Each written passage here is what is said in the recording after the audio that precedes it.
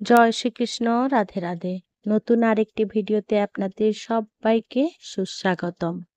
বৃষ্টি ভেজা শ্রাবণ, বাতাসে কদম ফুলের ঘ্রাণ, আর মনটা হঠাৎ উড়ে যায় বৃন্দাবনের এক কোণে, যেখানে দোলনায় দুলছেন রাধা আর শ্যাম। দেখেছেন কি কখনো এমন এক প্রেম, যা কথা না বলেও বলা যায় সব? একটা দোলনা, দুটো মন, এক অপার ভক্তি, এক অফুরন্ত প্রেম।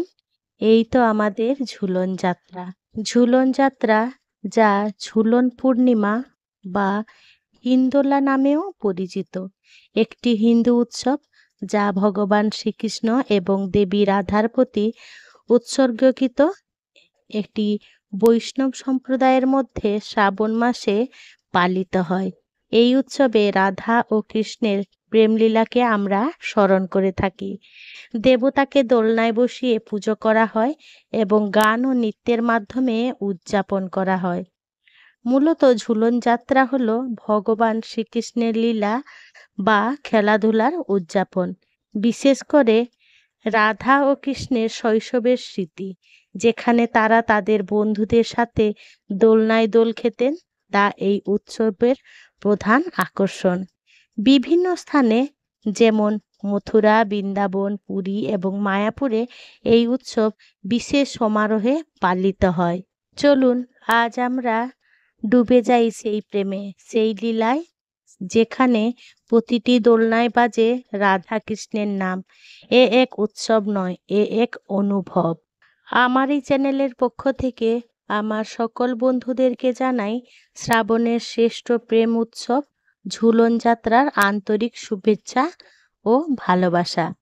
চলুন আজ আমরা জানি এই পবিত্র উৎসবের মাহাত্ম্য, তার আচারবিধি, কাহিনী আর 2025 সালের দিন তারিখ সহ সমস্ত কিছু এই ভিডিওর মাধ্যমে আমরা আলোচনা করব।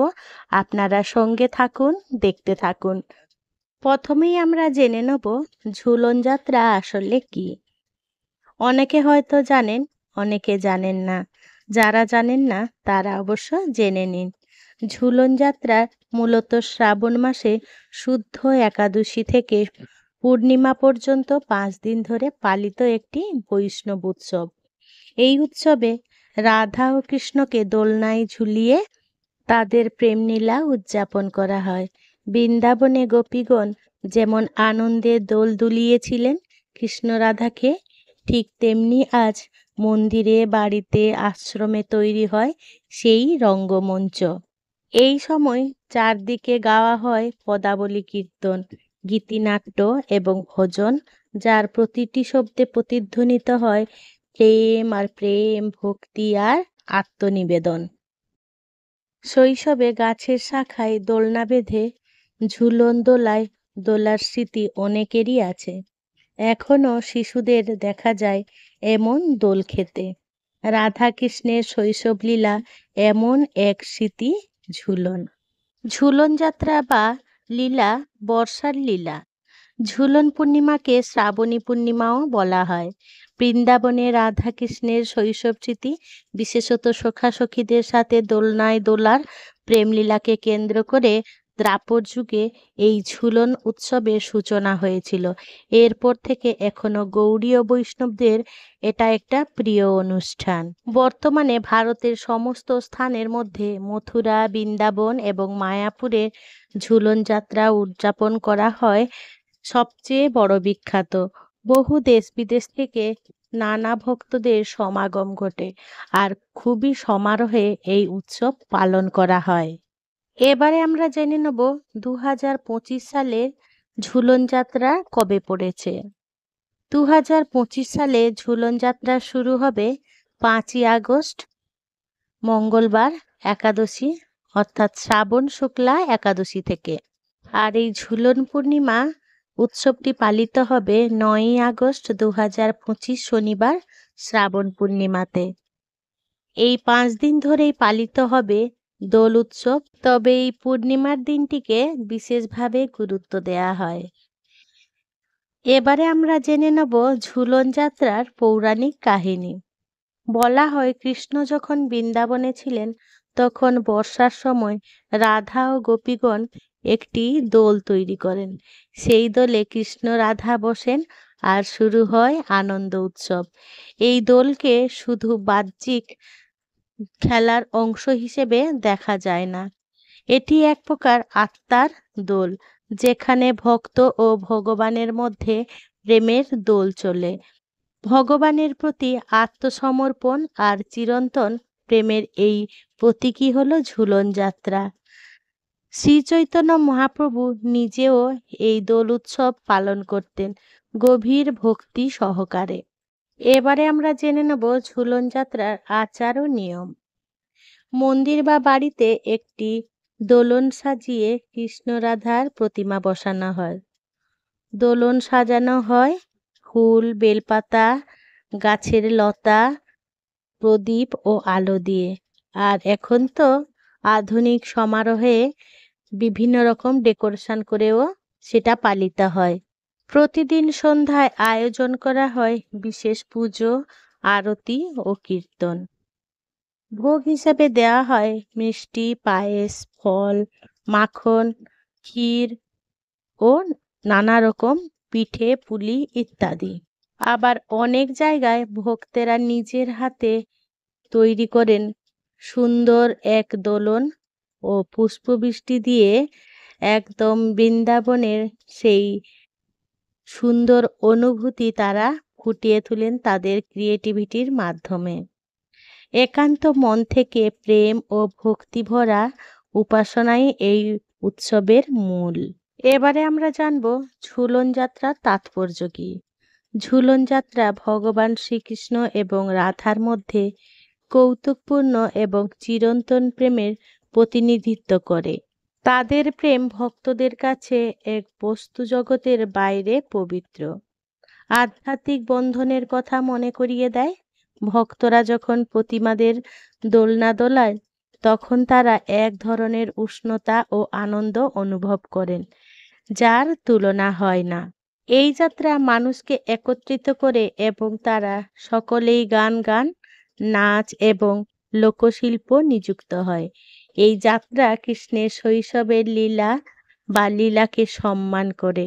তার গল্পের মাধ্যমে অনেক নৈতিক, অনেক আধ্যাত্মিক শিক্ষার কথাও স্মরণ করিয়ে দেওয়া হয়।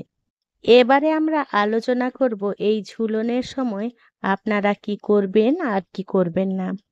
এই সময় ভগবানের নাম জপ করুন। প্রতিদিন ভোর ও সন্ধ্যাবেলায় ঠাকুরের আরতি করুন। কৃষ্ণ ভক্তদের জন্য উপবাস ও পালন এক বিশেষ আচার রয়েছে। যতটা সম্ভব সৎসঙ্গ এবং কীর্তনের সাথে যুক্ত থাকুন। মানুষকে দান করুন এবং কাউকে কটু ভাষা থেকে বিরত থাকুন। আর যারা উপোস রাখতে পারবেন না তারা অবশ্যই এই কদিন নিরামিষ ভোজন করতে পারেন। এই 5 দিনের মধ্যে আপনি প্রতিদিন যদি পারেন তাহলে গীতা পাঠ করুন, আর যদি সম্ভব না হয় তাহলে অবশ্যই একদিন গীতা পাঠ করবেন, তাতে অনেক শুভ বলে মনে করা হয়। আর এই 5 দিনের মধ্যে আপনি যদি বাড়িতে ঝুলন না করেন তাহলে মন্দির বা কোনো ধর্মীয় স্থানে পরিদর্শন করতে পারেন। এটাতে আপনার শরীর ও মন পবিত্র থাকবে। এই দিনে ভক্তরা তাদের ভক্তি ও ভালোবাসা দিয়ে ভগবান শ্রীকৃষ্ণ ও দেবী রাধার প্রতি নিবেদন করেন ও তাদের আশীর্বাদ প্রার্থনা করেন। ঝুলন যাত্রার উৎসবে সাধারণত যেগুলো করা উচিত নয়, যেমন সন্ধেবেলায় ঝাঁট দেওয়া। ঝুলন যাত্রা উৎসবে সন্ধেবেলা ঝাঁট দেওয়া একেবারেই উচিত নয়। সন্ধেবেলা কোনো ভিক্ষুককে দান করা উচিত নয়। এই পবিত্র সময়ে অহংকার, রাগ, হিংসা, কটু ভাষা বলা, কোনো কিছু মাদক জাতীয় দ্রব্য থেকে দূরে থাকুন আর নিজের শরীর ও আত্মাকে পবিত্র রাখুন। ঝুলন দোলন যদি ঘরে সাজান তবে পূর্ণ নিষ্ঠা ও নিয়ম মেনে করুন। ঝুলন যাত্রা আমাদের শেখায় ভক্তি মানে কেবল মন্দিরে পুজো নয়, ভক্তি মানে হৃদয়ে কৃষ্ণকে স্থান দেওয়া। ঝুলন মানে শুধু এক দোল নয়, এটা এক সম্পর্ক, একটা দোলনায় রাধাকৃষ্ণ বসেন আর আমাদের হৃদয় হয়ে ওঠে সেই বৃন্দাবন। এই কটা দিনে যদি আমরা একটু প্রেমে ভিজে যেতে পারি, তাহলে জীবনের অনেক কঠিন মুহূর্ত যেন সহজ হয়ে যায়। বন্ধুরা, এই উৎসব হোক আত্মার উৎসব।